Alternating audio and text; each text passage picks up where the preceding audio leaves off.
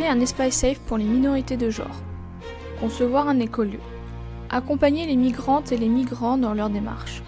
Parler de vie intime et de sexualité sur les réseaux sociaux. Le monde foisonne de projets et d'initiatives portés par des gens qui tentent de rendre le monde plus solidaire, égalitaire, féministe, écologique. Qui sont ces gens ? Pour le savoir, je pars à leur rencontre. Bienvenue dans le podcast Engagé. Aujourd'hui, je reçois Alex Tamessilia, auteuriste d'un essai intitulé Vulve et animatrice d'ateliers d'écriture créative et féministe.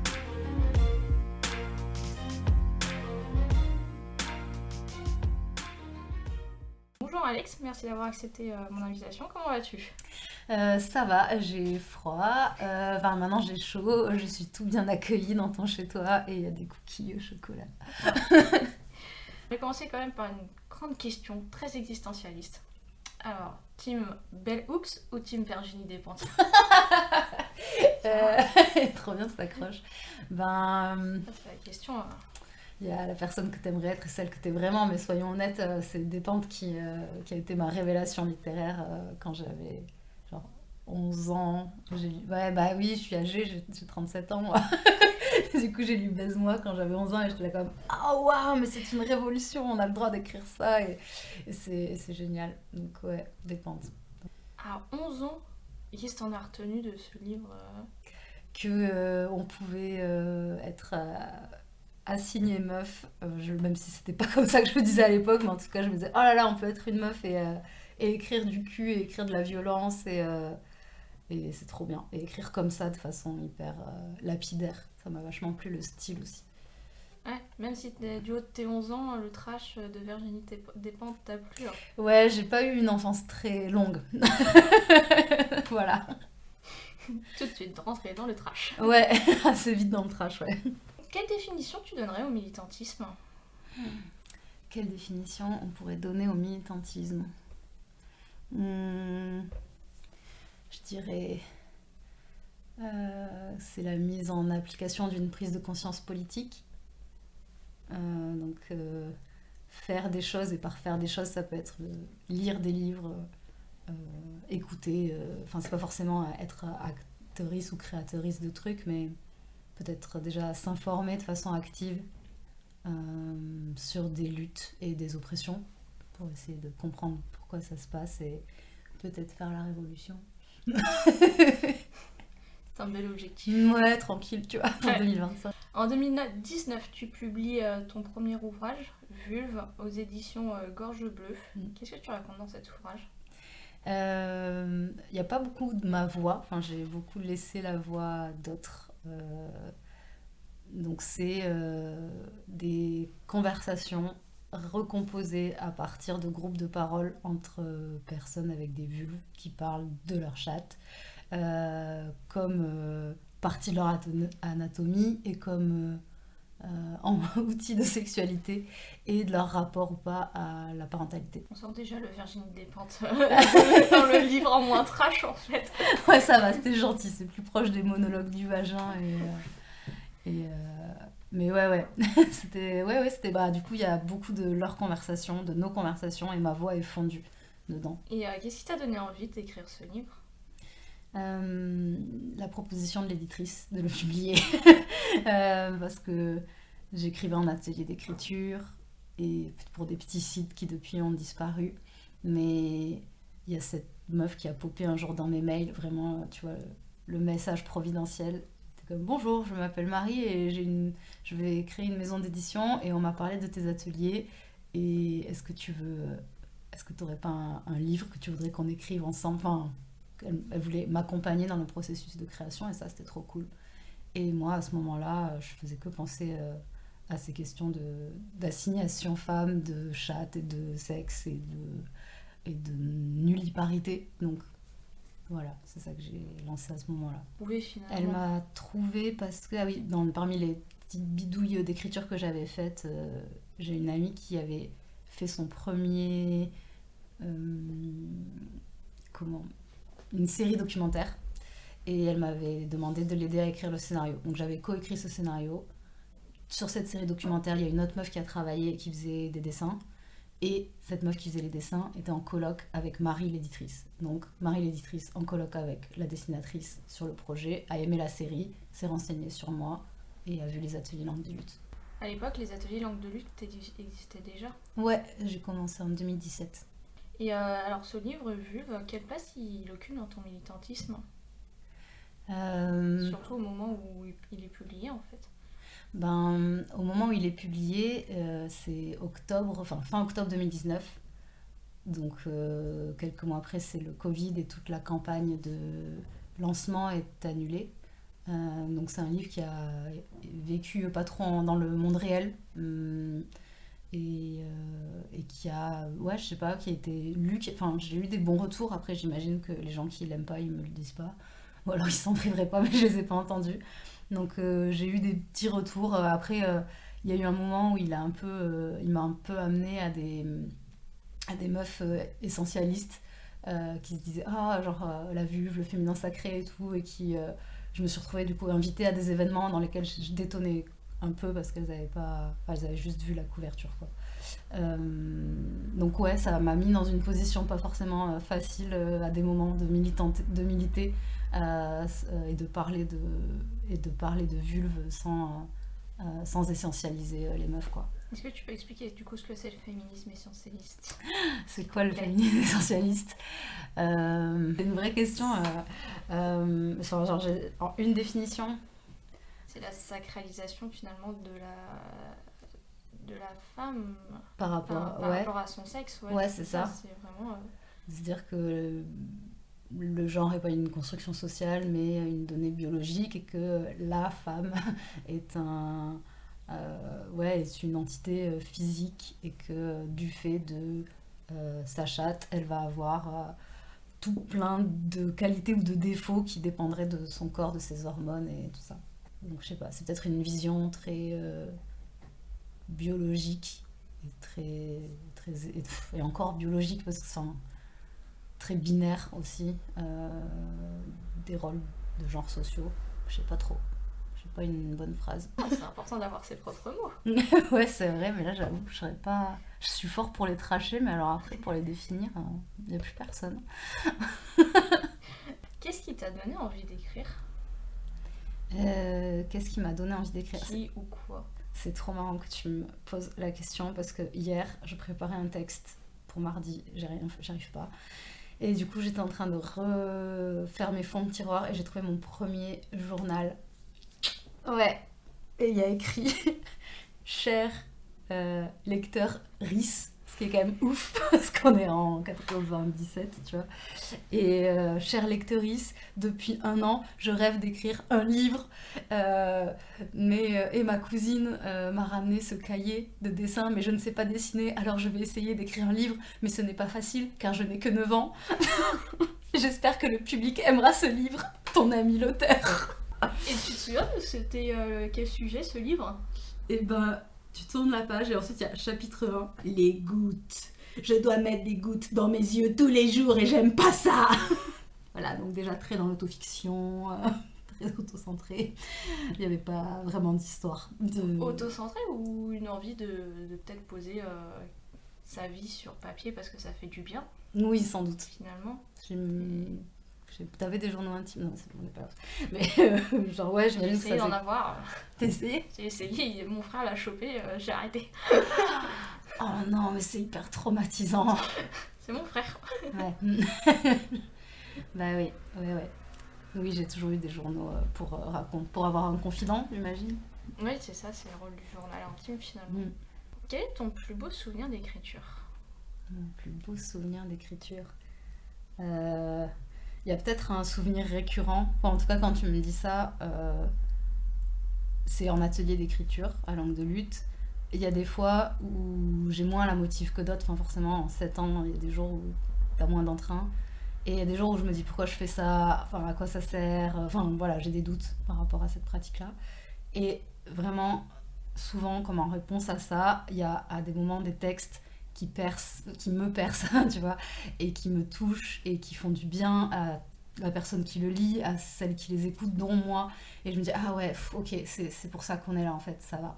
Et Donc je pense que c'est plus des moments d'écoute, d'écriture des autres qui font des bons souvenirs comme ça. L'écriture, elle est présente dans le milieu dans lequel tu grandis? Euh, Est-ce que... Ben, j'ai toujours des journaux intimes. Ouais. Mais est-ce que par exemple tes parents ils écrivaient, ou si t'as des frères et sœurs, est-ce qu'ils écrivaient, ou des grands-parents, des cousins, des cousines? C'est pas... Non, je pense que je suis le seul artiste de la famille. Euh, Après, ma mère, elle était secrétaire une grande partie de sa vie, donc c'est quand même... J'écris... Enfin, en tout cas, il y avait des livres à la maison.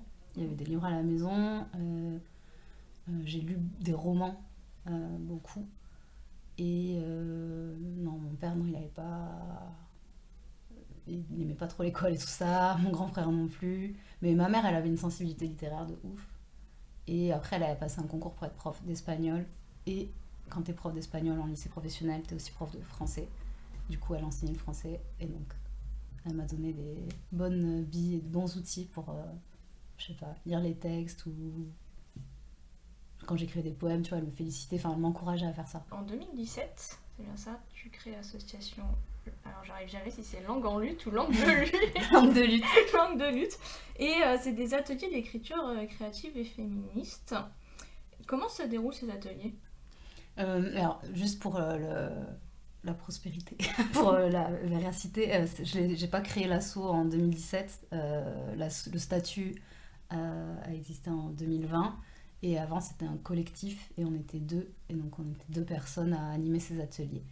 Voilà. Et l'idée, c'était que ces ateliers se soient ouverts à toutes les personnes qui ne sont pas des mecs 6-7, qui ont envie d'écrire ou de militer ou de croiser ces deux pratiques. Et ouais, qu'il n'y ait pas la pression peut-être hyper élitiste des ateliers d'écriture classiques, que ce soit à prix libre, et du coup plus accessible, même si on sait bien qu'il ne suffit pas que ce soit gratuit pour que ce soit accessible. Moi au début j'avais envie de les faire dans des maisons des femmes ou des trucs comme ça, enfin, que ce soit plus social que queer. En fait, on a trouvé ce lieu de la mutinerie, donc de fait c'est devenu ce que c'est aujourd'hui. Mais je suis contente parce qu'il y a plein de gens qui viennent aux ateliers et qui à côté travaillent dans le social et du coup me zinguent sur des plans pour intervenir, tu vois, soit dans des scolaires, soit dans des foyers, dans des centres d'hébergement, des trucs comme ça.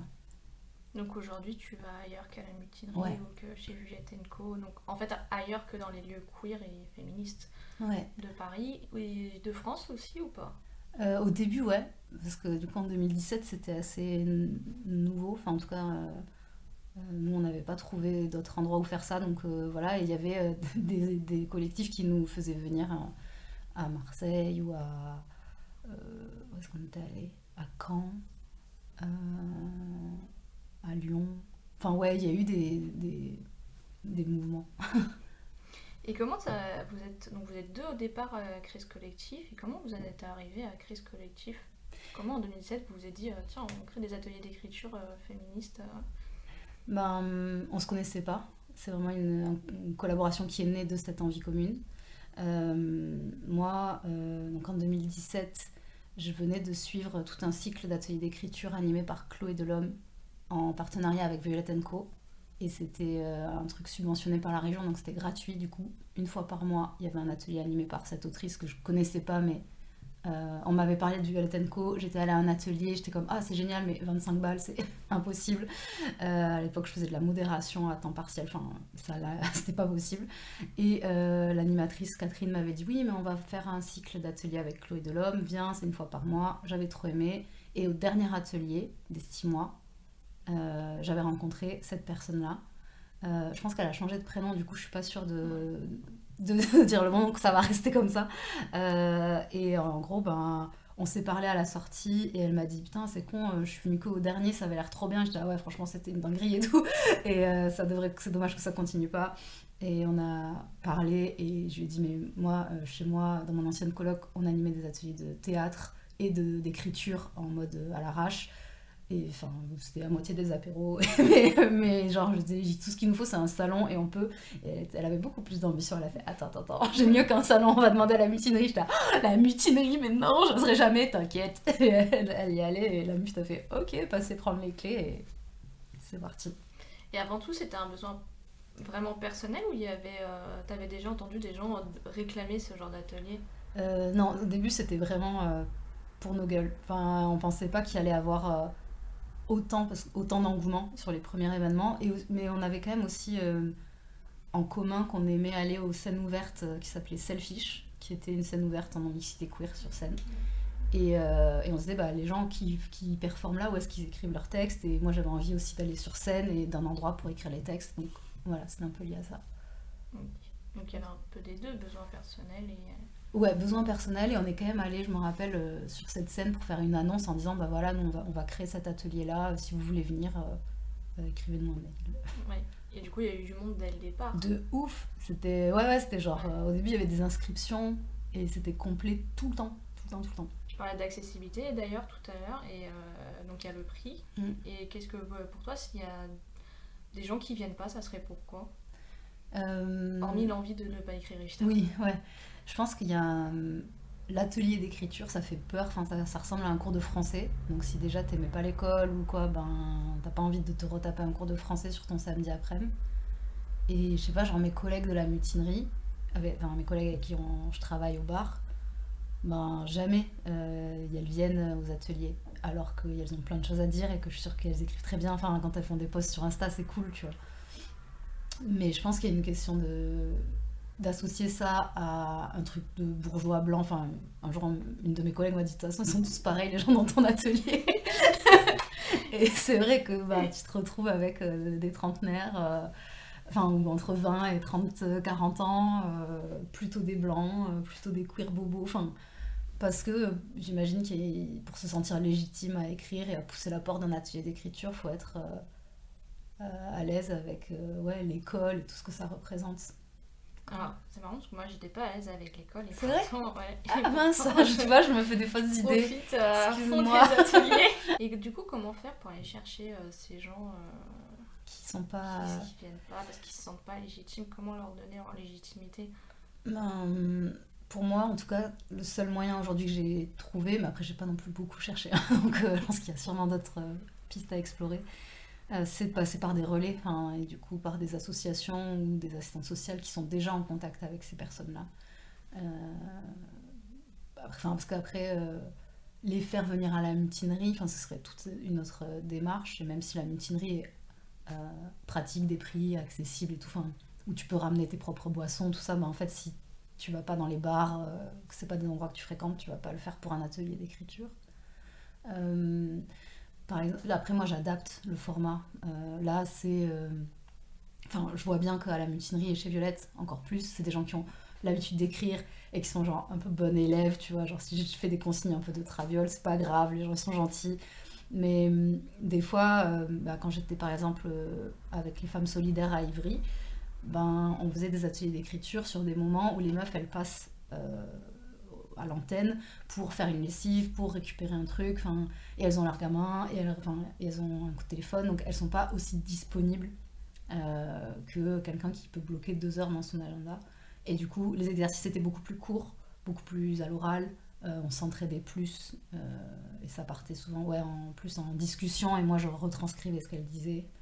Donc voilà, j'essaie de trouver d'autres façons, mais en tout cas le premier point pour moi c'est d'avoir un relais. Je peux pas, moi, dans ma bulle de queerness, tout d'un coup aller voir, je sais pas, une personne qui est à la rue et lui dire viens à la mute, ce serait chelou, tu vois, de faire ça. Et aujourd'hui, tu fais aussi des ateliers en dehors de la mutinerie et Violette & Co, comme au départ avec le collectif finalement? Ouais, après je les visibilise pas, du coup je fais pas la com dessus.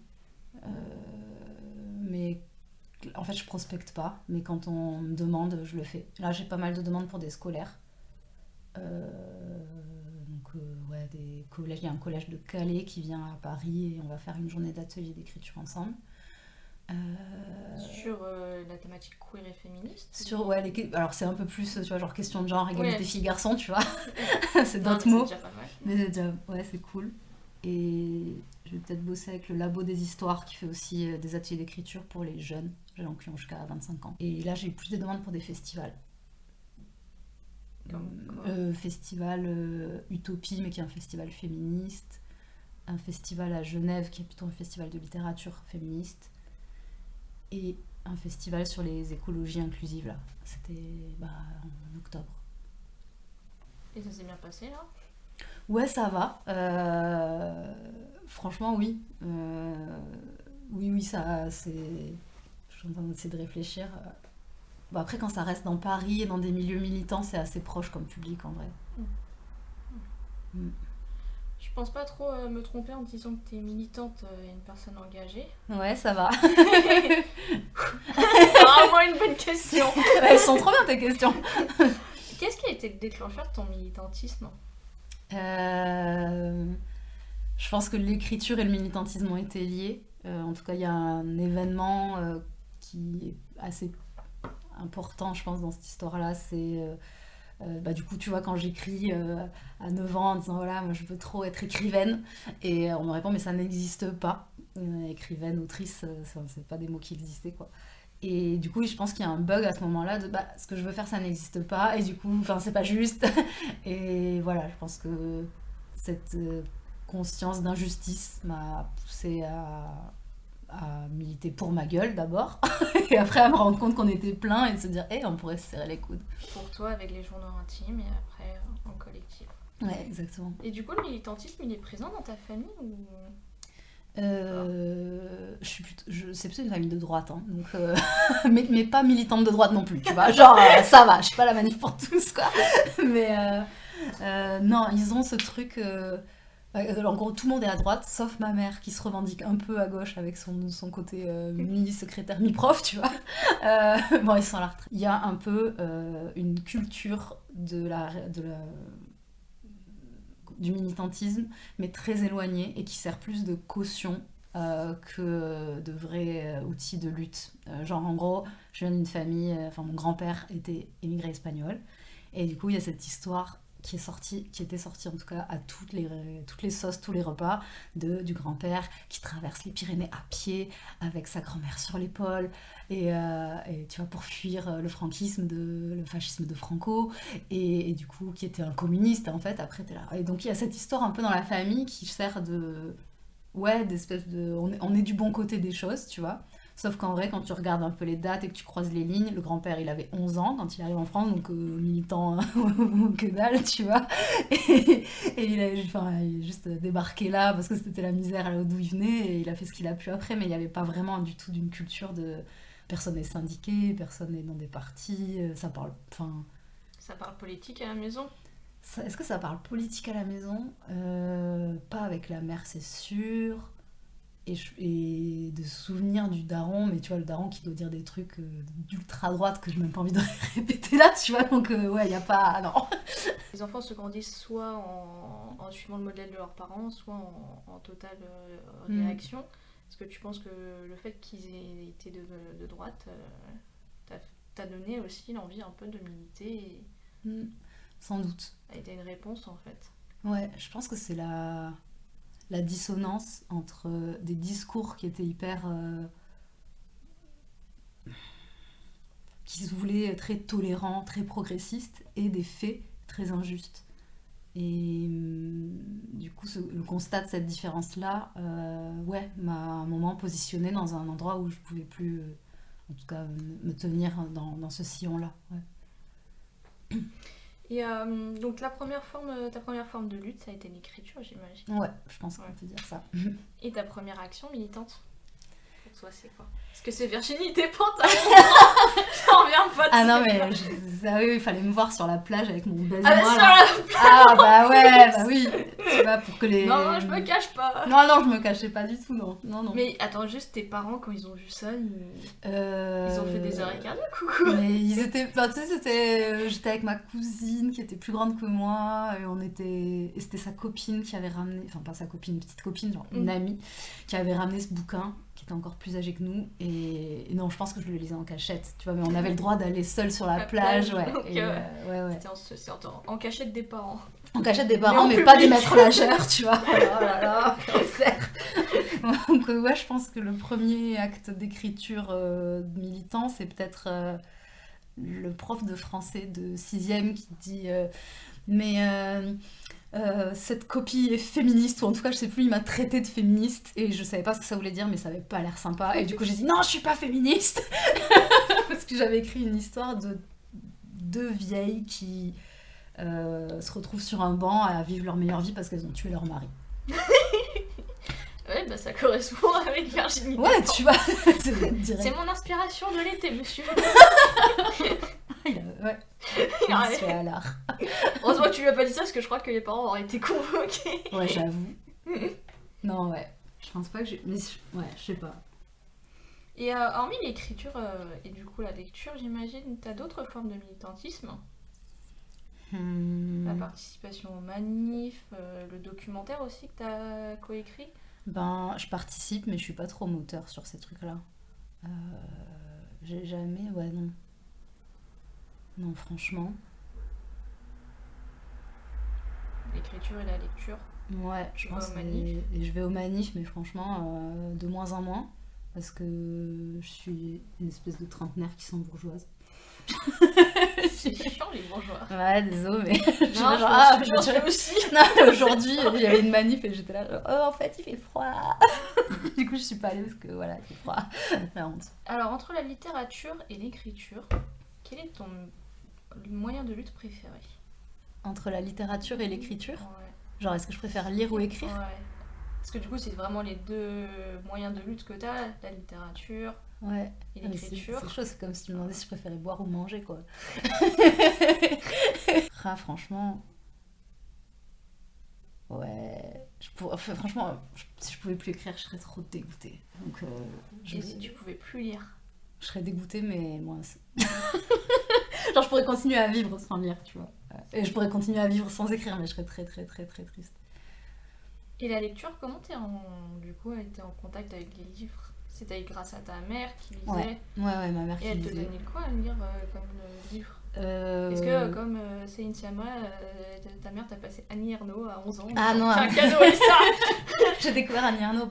Bien putain. Ouais, il y a quelques Mais t'as pas ta mère qui t'a dit tiens, lis Annie Ernaux? Pas trop, c'était plus... Bah, après, mes parents, ils me lisaient des histoires le soir pour m'endormir. Donc, plein de contes, ça, quand j'avais l'âge où on fait ça, quoi. Et après, je pense que, tu vois, genre, au collège, on avait des classiques à lire et j'aimais bien. Et du coup, ma mère, elle était comme, ah ouais, t'aimes bien? Bah vas-y, lis Madame Bovary, Zola. Enfin, et du coup, j'ai lu des trucs comme ça au collège, quoi. Et je dévorais tout ce qu'elle me donnait, des romans de cette époque-là, quoi. Et est-ce que après avoir lu du coup Baise-moi de Virginie Despentes à 11 ans, t'as repris ou pas en cachette aussi d'autres livres féministes, queer?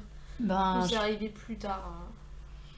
à cette époque-là, je connaissais que Despentes. Du coup, dès qu'elle sortait un livre, je l'achetais. Et voilà, du coup, j'ai lu que Despentes pendant super longtemps, quoi.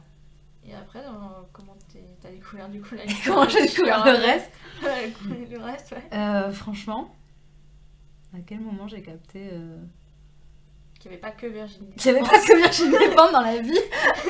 Même si on l'aime beaucoup, il n'y a pas que Virginie Despentes. Franchement, j'ai un bug, je sais pas trop. J'ai pas tu vois, genre, je me rappelle pas de lecture au lycée, mon DUT. Si, ah voilà. Ouais, après, j'ai passé mon bac et j'ai fait un DUT, information communication. Et j'ai rencontré ma meilleure amie Pauline, qui elle était hyper militante, politisée. Et c'est avec elle que j'ai fait mes premières manifs et que j'ai appris à bloquer une fac et du scotch. Et elle m'a vachement infusé et refilé de la lecture aussi, je pense. Ouais. Bon bah merci Pauline de t'avoir fait découvrir autre chose que Virginie Despentes.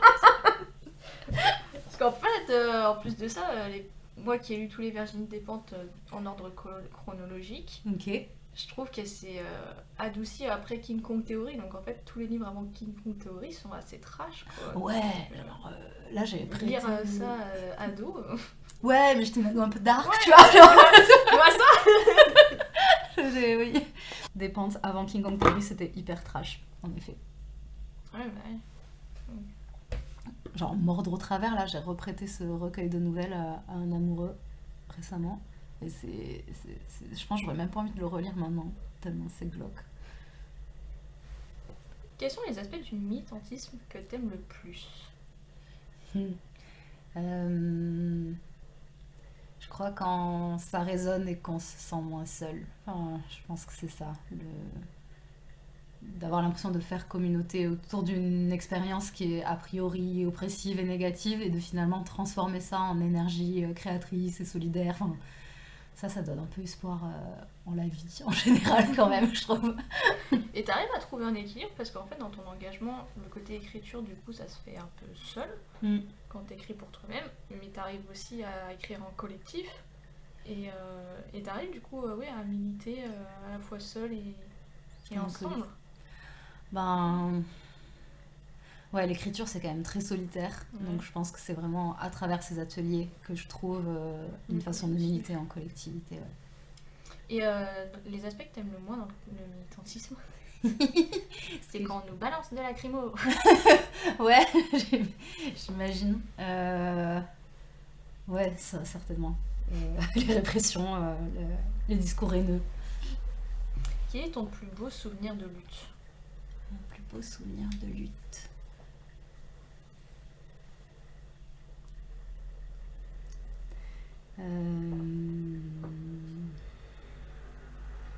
Bah là, ouais, il y a qu'un truc, du coup, je vais quand même le sortir, on verra si on le garde, mais j'ai déposé une plainte il y a 7 ans et il y a eu l'audience au tribunal en juin et j'ai pas perdu. Enfin, je sais pas si on peut gagner ce genre de procès, mais en tout cas, je l'ai pas perdu. Et je pense que c'est une grande fierté. Et le pire souvenir de lutte? Et le pire souvenir de lutte, je pense que c'est les ruptures amicales ou dans les luttes. Enfin, des personnes avec qui tu as créé une solidarité de conditions communes et un jour ça s'arrête pour plein de raisons et c'est horrible. Enfin, c'est vraiment les pires ruptures. Il y a les ruptures d'amour, les ruptures d'amitié, mais les ruptures de lutte, c'est genre... Ça t'est déjà arrivé? Ouais, tu te relèves pas de ça. C'est l'enfer. Ça t'est arrivé quand? Ça m'est arrivé à plusieurs endroits de lutte et de vie. Et ouais, je sais pas qui va écouter ce podcast, alors je vais peut-être pas rentrer trop dans les détails, mais... Et ça s'est arrêté parce que parce que les gens parce qu'ils avaient marre de lutter ou parce que ils ont pris des chemins différents ou alors je sais pas, ils ont déménagé ou un truc comme ça ou... Je pense que souvent c'est plus des bails perso. Enfin, c'est ça qui est un peu triste peut-être, c'est que on se relie sur des luttes collectives et après c'est des clashs et des conflits individuels, psychologiques, relationnels qui nous séparent. Ouais, tu vois. Les personnalités finalement. Ouais, sans doute. Quel sentiment t'anime quand tu luttes? Quand t'es là à écrire ou quand t'es là à lire Qu'est-ce que tu ressens à ce moment-là? Ou même quand tu faisais des manifs, quand t'as bloqué ta fac? Ouais, ça fait une fierté, tu vois, genre l'espèce de petit feu de colère-joie là qui fait fierté au fond du ventre. C'est ça comme sensation. Comme dans le livre Clémence en colère. Ouais. La BD, ouais. Elle est trop bien cette BD. Elle est trop chouette. Il y a une vignette que j'aime trop où il y a un personnage qui dit mettre la peur dans les yeux des vieux mecs et rigoler ou je sais plus quoi, mais genre c'est vraiment... Je vais me faire tatouer, je l'adore. Ouais. T'as dit que t'étais une enfant trash, mais est-ce qu'il y a d'autres mots que tu pourrais utiliser pour te décrire quand t'étais enfant? À quel âge? L'enfance, on va dire, jusqu'à la majorité. Ah ouais. Bah, j'étais une enfant, enfin en tout cas enfant gaie, joyeuse, j'aimais chanter, danser, faire le clown, faire des spectacles à la fin des repas, voilà. Après, bah, il m'est arrivé des choses horribles et du coup je suis devenue cet adolescent très dark et très dans l'autodestruction et la haine de soi. Et après, je pense que ouais, à lycée, je devais être un peu l'ado qui fume des joints, donc toujours un peu dans l'autodestruction, mais en essayant d'être un peu plus politisée, j'imagine, dans ces questions de ah oui, peut-être qu'il y a des choses à faire et pas juste se morfondre sur soi-même. Et qu'est-ce qui a fait que t'as pu du coup un peu sortir la tête de l'eau au fur et à mesure? Qu'est-ce qui t'a aidé à ce moment-là? Qu'est-ce qui t'a accompagné à sortir la tête de l'eau? Ben, les études supérieures, les gens que j'ai rencontrés à ce moment-là. T'es partie de chez toi pour les études supérieures? Après, oui. Après le bac, Ouais. t'es partie.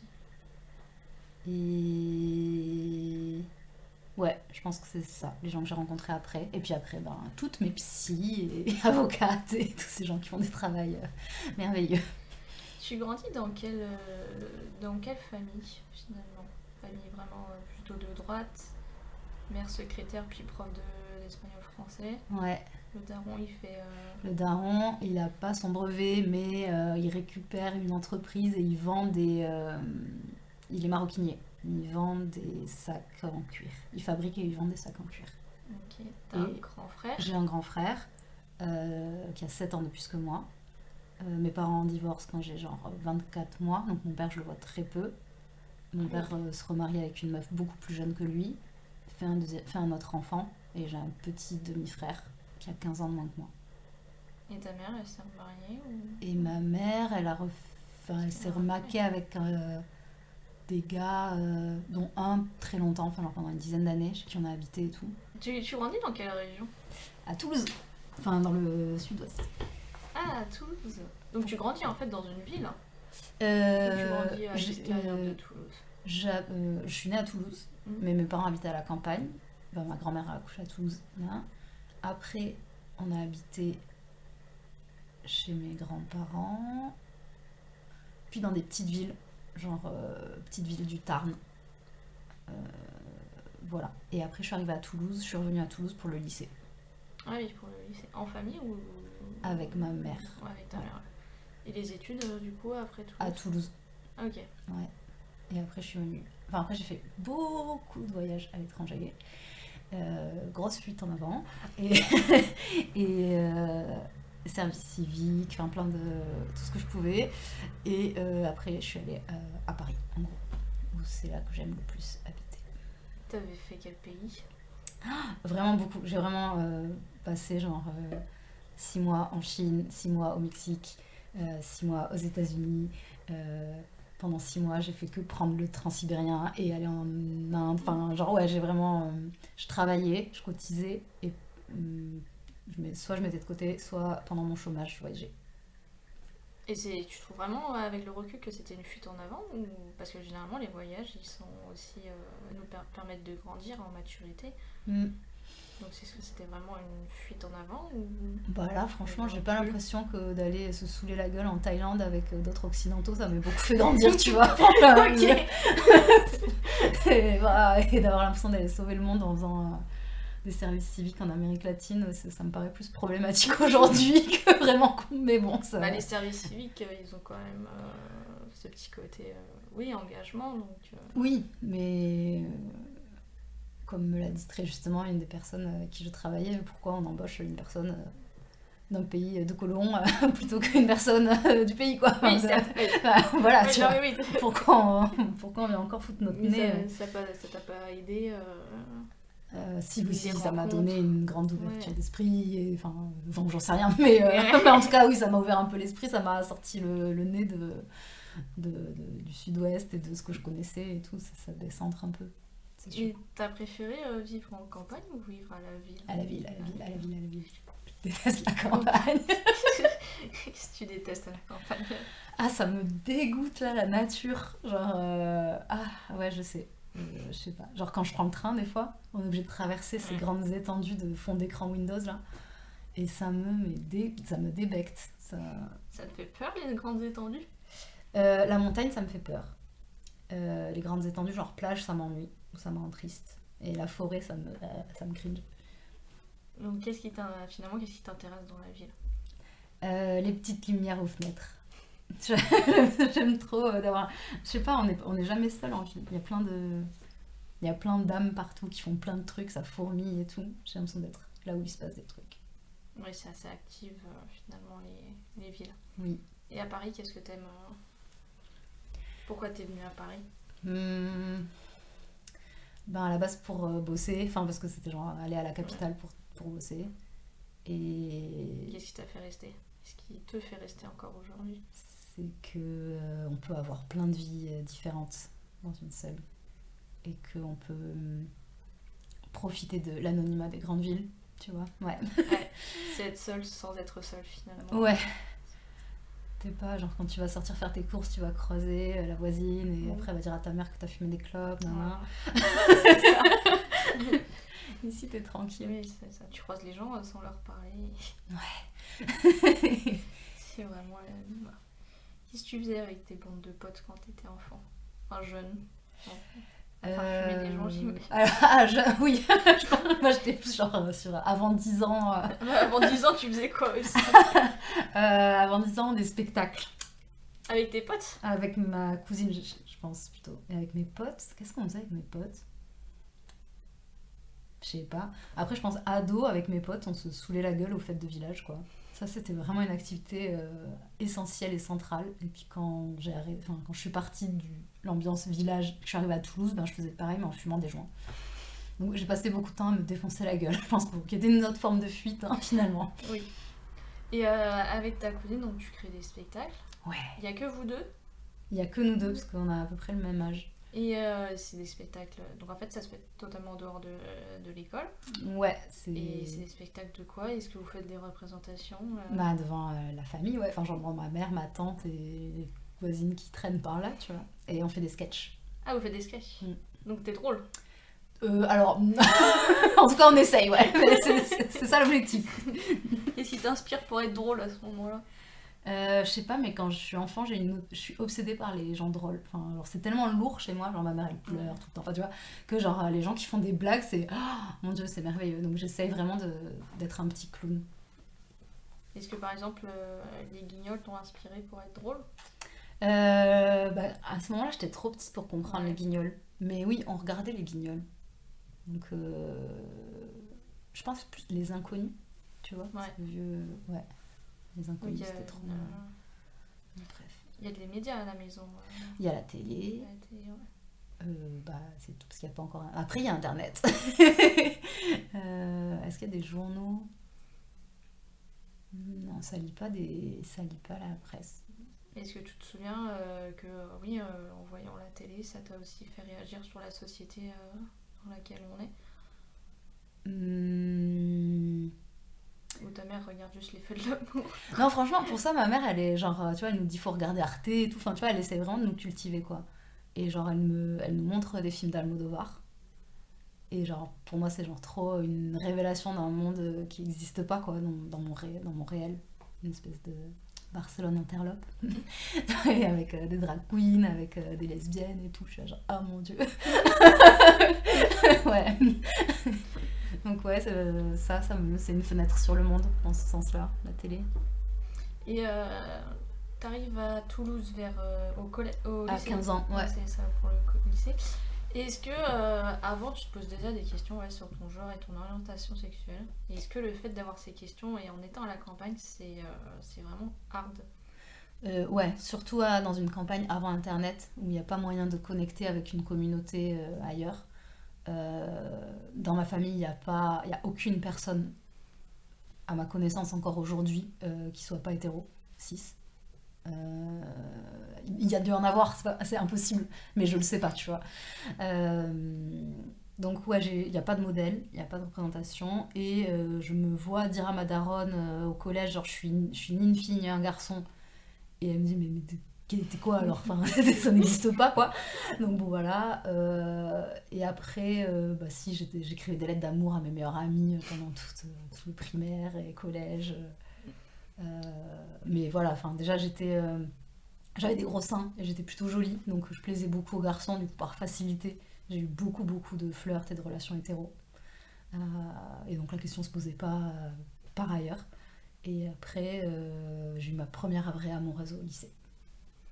Et donc c'est comme ça, par ce biais-là, en étant à la fois en ville et avec cette première personne, que t'es rentrée dans le milieu queer? Non, j'adorerais te répondre que oui, mais j'ai flippé ma race et je l'ai quitté en disant ah non, je suis pas lesbienne du tout, ah. Et après j'ai perdu énormément de temps dans des relations hétérosexuelles, enfin certaines étaient meilleures que d'autres, mais en tout cas j'ai mis beaucoup de temps avant de me dire non, voilà, c'est vraiment pas moi, l'hétéronormativité. Je pense que c'est très récent, ça date vraiment de quelques années, quoi, tu vois. Et dans tes voyages, est-ce que ça t'est arrivé de rencontrer d'autres personnes Queer. queer? Ouais. Ouais, ça m'est arrivé. Ça m'est arrivé d'avoir des histoires avec des meufs, par exemple, à l'étranger. Ouais. Tu vois, ça aide en fait. C'est pas qu'une fuite en avant, hein, les étrangers. Les C'est voyages. vrai, t'as raison. Ouais. Mais c'était très genre. Non, mais c'est juste là-bas. C'est juste. C'est plus libérateur aussi. Oui. Parce que du coup, ouais, t'es pas en France, T'as pas le regard. t'as pas le Ouais. regard des autres, et puis il n'y a pas forcément les moyens de communication qu'on a aujourd'hui, donc avec les parents, le lien il est vraiment coupé. Mm. Parce que pendant Oui. ces voyages, en fait, WhatsApp n'existe pas. Non, on s'envoie des mails. Ouais, voilà, c'est ça. Mm. C'est ça. Ça, c'est Et encore, il faut ça. avoir accès à un ordinateur. Ouais, bah ça va quand même. Il y avait, franchement, en 2009 et tout, Ouais, d'accord. il y avait.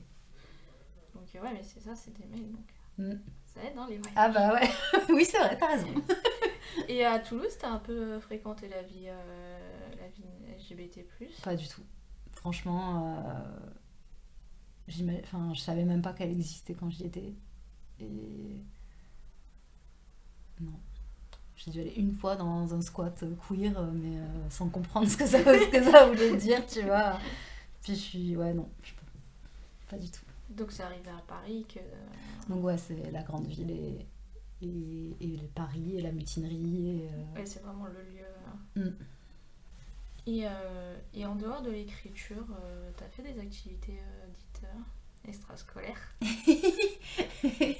Ouais, j'ai essayé tous les sports possibles, je pense. Qu'est-ce que j'ai fait? J'ai pas fait de musique. T'as fait du chant? J'ai fait du chant l'an dernier, je me suis inscrite, mais donc adulte, quoi. Ah, trop bien. Ouais. Bah, en gros, là, en fait, quand j'ai eu 35 ans, je me suis dit, je veux faire tout ce que je voulais faire depuis toujours enfant. Crise de la 35e année, quoi. Et du coup, je me suis inscrite à un cours de chant dans un centre Paris à Nîmes, là où je me suis retrouvée avec des gens trop chelous à chanter, enfin, des vieilles chansons d'Edith Piaf, mais j'étais ravie. Je me suis mis à faire du cirque aérien, parce que je voulais faire du cirque. Du coup, je me suis explosé l'épaule. Et du théâtre, parce que je voulais faire du théâtre. Mais j'ai fait un peu de théâtre quand j'étais enfant. Avec l'école ou en dehors de l'école? Avec le centre d'activité De- de la ville. Et qu'est-ce que t'as retenu de l'école? Et du collège, du lycée? Est-ce que ça a été une soupape du fait du contexte familial difficile ou pas du tout? Non, franchement, j'ai l'impression que... Ah non, c'était l'enfer. Enfin, genre, je me faisais bully au primaire, puis au collège. Et au lycée, ça allait un peu mieux parce que les gens avaient arrêté de faire ça, tu vois. Mais franchement, non, j'ai vraiment un très mauvais souvenir de toute cette scolarité. Après, le refuge, c'était peut-être les cours. Ça, ouais. C'était bonne élève J'étais bonne élève. dans toutes les matières? Non. Non. Non, j'aime pas les maths. Oui, bon, ça... Mais non, j'avais des bonnes notes en langue, en français. Oui, les matières littéraires. Voilà. Donc les cours, c'était bien, c'était cadré et tout, il y avait une sécurité. Mais la récré, c'était la jungle. Tu te faisais pourrir à la récré. Oui, et puis t'avais personne, et t'as toujours personne, aucun adulte qui est là pour te dire... Ouais, il y a des pions, mais en fait, Ouais, ça sert ça à sert rien. à C'est vraiment genre le chaos le plus total, ces cours de récré. Oui, ça l'est encore aujourd'hui. Hein. Je pense, hein. Ouais. Aujourd'hui, qu'est-ce qui te pousse à militer? Est-ce que c'est parce que voilà, t'as fait tout un chemin et tu t'es questionné, maintenant je pense que t'es bien avec toi-même? Est-ce que c'est justement pour donner de la visibilité et dire aux autres, vous n'êtes pas seuls, notamment aux personnes qui sont dans les campagnes? Ou est-ce que c'est vraiment l'actualité politique, l'agenda politique ou l'urgence climatique? Qu'est-ce qui te pousse à militer? Je crois que c'est parce que j'ai pas le choix, enfin j'arrive pas à faire autre chose. Il n'y a rien qui m'anime autrement que ça, faire de l'écriture et faire de l'écriture engagée. Je crois que ouais, c'est juste qu'il n'y a rien d'autre qui m'intéresse et qui me semble aussi important. Mais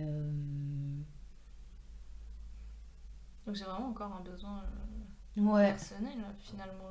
Ouais, je pense. La base en fait encore aujourd'hui du militantisme. Ouais, je pense que c'est quand même pas très altruiste ces histoires. Ça serait être un bon mémoire de sociologie. Bah ouais, hein. Une thèse, voilà, sujet de thèse.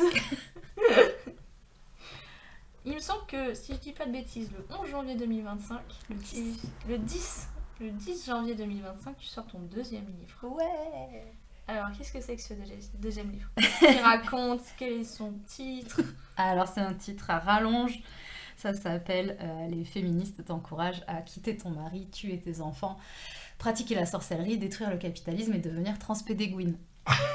Tu pouvais pas le... Non, je pouvais pas. Voilà, Ah ça ouais. c'est le titre, donc ça répond aussi à la T'aurais pu question. l'appeler juste Walk. Ça aurait été plus rapide. Oui, c'est clair, je crois que c'était déjà pris. Merde. Bah oui, du coup ça prend toute la couverture de ce petit livre qui est un format hybride entre un essai et un poème. Un essai parce que c'est militant mais c'est pas non plus c'est pas aussi documenté qu'un essai de sociaux quoi. Et poème parce que c'est très rythmé, c'est écrit en vers libre avec une mise en page un peu qui ressemble à de la poésie. Et ça parle de ce cheminement-là, de qu'est-ce qui fait que par le féminisme, par le fait de t'engager, de militer, tu vas remettre en question peut-être des choses dans tes habitudes ou dans tes façons de fonctionner, de faire communauté, notamment quitter ton mec, qui est une étape très accessible à plein de gens, et on connaît toute une meuf qui doit quitter son gars, tu vois, la plupart c'est ça, hein. Et une fois que c'est là, tu te dis, ok, en fait, du coup, je suis plus dans cette norme sociale qui est le couple hétéro, et après ça, ben, du coup, t'as pas ton rôle forcément de maman, et ça te met tout de suite dans la catégorie sorcière, genre vieille femme seule et sans enfant, et en fait tu te rends compte que tu vis ta meilleure vie contrairement à tout ce qu'on t'avait promis, et que ben, ça te libère aussi plein de temps pour t'intéresser à des luttes, à rencontrer d'autres gens, à te dire que le capitalisme c'est de la merde, que le travail salarié ça te fait pas du bien, et que au-delà de toute cette norme existent des marges très joyeuses que constituent ces identités transpédéguines. Comment t'es venue l'idée de ce livre? Le titre, je l'ai trouvé derrière le bar de la mutinerie, hein, où j'officie depuis quelques années.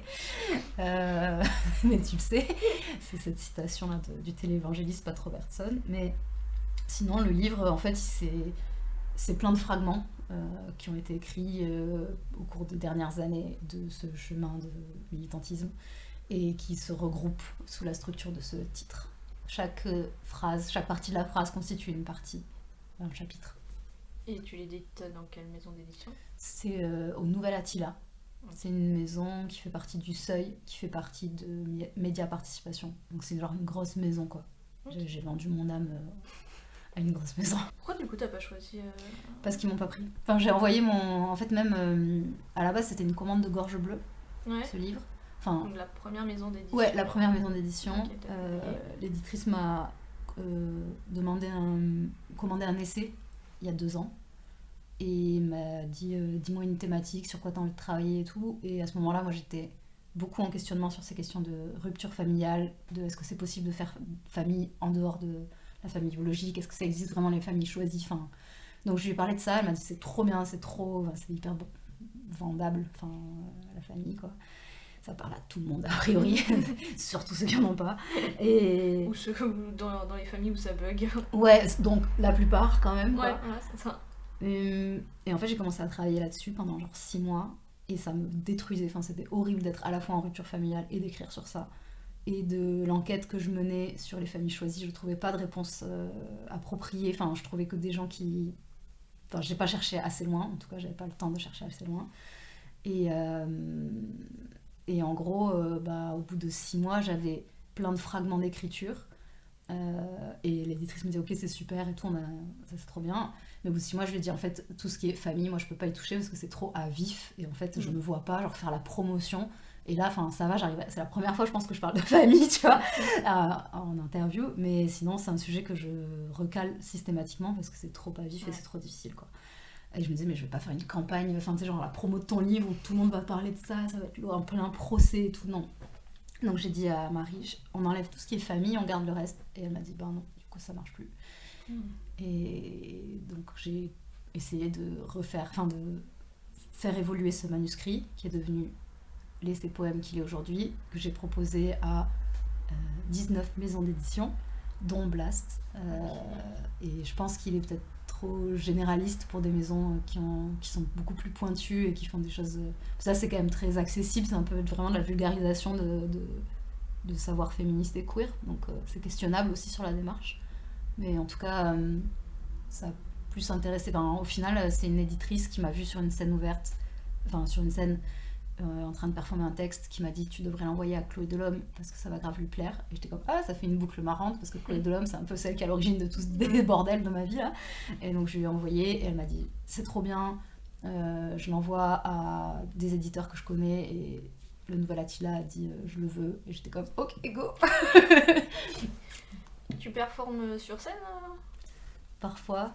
Oui. C'est quoi? Tu lis des textes? Je lis des textes. Les tiens ou ceux des les miens? autres? J'écris des textes et je les lis sur scène. Des fois c'est de la poésie, des fois c'est sur de la techno, des fois c'est un peu des sketchs, mais j'ai pas, ma carrière dans le stand-up a pas décollé, ça me fait trop peur. Voilà, notamment avec une DJ qui s'appelle Mika Melto et on a le projet Moite ensemble où je lis mes textes de poésie mouillés sur ces sets brûlants. Voilà. C'est marrant parce que ça, tout de suite, ça me fait penser à ce que fait Virginie Despentes avec Béatrice Dalle. J'avoue. Et certains groupes de musique. Tu veux dire qu'elle m'aurait influencée? Ouais. Je crois qu'il y a beaucoup de Virginie Despentes en toi. Ah, arrête, tu me flattes. Bah oui, hein. J'ai été biberonnée à Virginie Despentes. Et du coup, là, tu pars en promo à partir du 10 janvier. Est-ce qu'il y a déjà des dates de poser? Ouais. À Paris, il y a le 10 janvier au Mont-en-l'Air. C'est une librairie. C'est une librairie, pardon, dans le 20e, c'est pas loin d'ici. Le 16 à la librairie La Régulière avec Chloé Delhomme. Après, genre le 5 février à Violette & Co. Et ensuite, il y a plein de dates à Toulouse, Marseille, Dijon, Bordeaux. Est-ce qu'il y a aussi des interviews de prévues, tu sais ou pas? Là, c'est ma 3e de la semaine, figure-toi. Yes. Ouais, hein, t'es à l'avant-garde. Et j'en ai une avec Radio Campus Paris, début janvier. Ok. Et tu penses que du coup, l'avoir quand même donné à cette maison d'édition importante, ça va t'ouvrir des portes? Notamment là, tu vas dédicacer plus que je pense que lors de ton premier ouvrage, qui déjà est passé dans le Covid. Alors. ouais, c'est sûr que ça donne une visibilité. Et après, tu vois, il y a des résidences d'écriture pour, si tu veux postuler. C'est ouvert que si tu as au moins édité 1, voire 2 ouvrages. Donc le fait de publier dans une maison qui est reconnue, ça m'ouvre des portes après pour postuler à des résidences, avoir peut-être des bourses et pouvoir écrire encore plus. Est-ce que dans cette promo, tu serais capable de défendre ton livre dans des médias tels que CNews ou Valeurs Actuelles? Non, franchement, je pense que je ferais ce que m'a appris, ce que fait Caroline Dehaas aussi et qu'elle m'a transmis en média training, de refuser certains médias. Je pense que j'irai pas aller me faire assassiner chez les fachos, quoi. Ouais, tu te sens pas... Parce qu'il y en a, par exemple, Hugo Clément qui était allé dans une soirée Valeurs Actuelles. Ouais. Ou même, il me semble que la journaliste Rocalia Diallo qui va sur BFM TV. Toi, tu te sens pas... moi, je me sens pas assez solide et argumentée. Tu vois... Moi, j'écris des petits essais poèmes, quoi. J'ai pas... je me sens pas la carrure... d'avoir les bons arguments et tout, je vais me faire défoncer.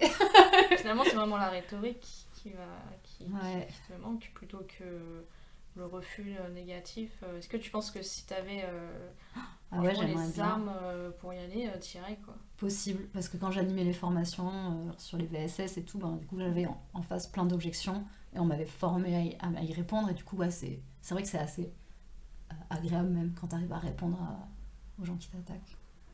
C'est vrai. On arrive à la dernière question et je vais te reposer la deuxième question que je t'ai posée. Quelle est la définition de militantisme selon toi? Quelle est la définition de militantisme? Tout ce qu'on vient de dire.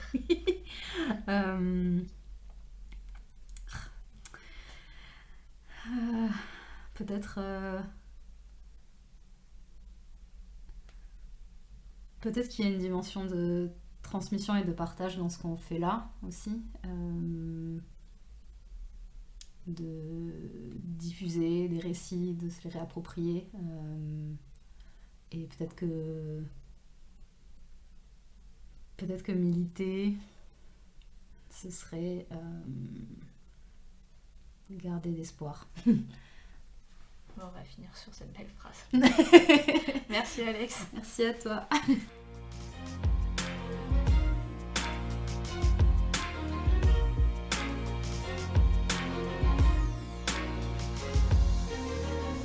Gardez l'espoir.